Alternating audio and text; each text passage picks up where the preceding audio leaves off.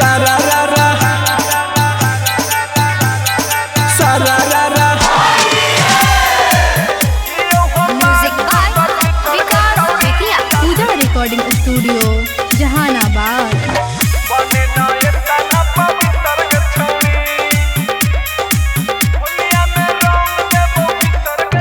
होलिया में रंग देबो भीतर के छौड़ी हे गे। होलिया में रंग देबो भीतर के छौड़ी जादे बने नए तना पवित्र के छौड़ी हे गे।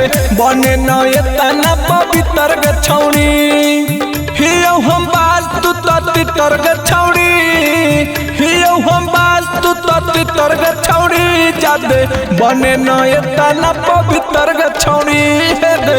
बने नए तना पवित्र के छौड़ी सारा रा रा सारा रा रा।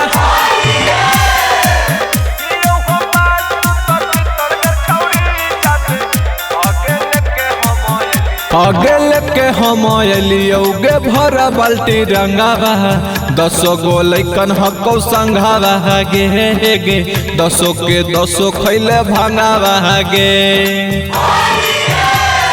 हे गे। आगे करे विश्वास नहीं जादे पर पड़ैतौ भीतरी ले जैतौ तो मजो बड़ी अइतौ कर देबो फ्यूज आज हीटर के छौड़ी जादे बने नए तना पवित्र के छौड़ी हे गे। बने नए तना पवित्र के छौड़ी हियो हम बाज तू तितर के छौड़ी हियो हम बाज तू तितर के छौड़ी जादे बने नए तना पवित्र के छौड़ी हे गे। बने नए तना पवित्र के छौड़ी सारा रा रा सारा रा रा।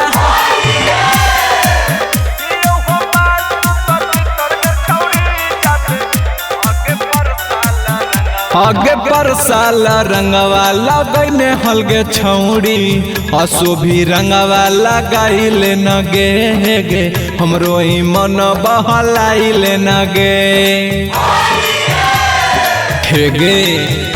आगे जेतना हम कहियो मान लेना बात जैसे जैसे लेट कर में वैसे होता घात फर देतौ धीरे शर्मा चिटर के छौड़ी जादे बने नए तना पवित्र के छौड़ी हे गे।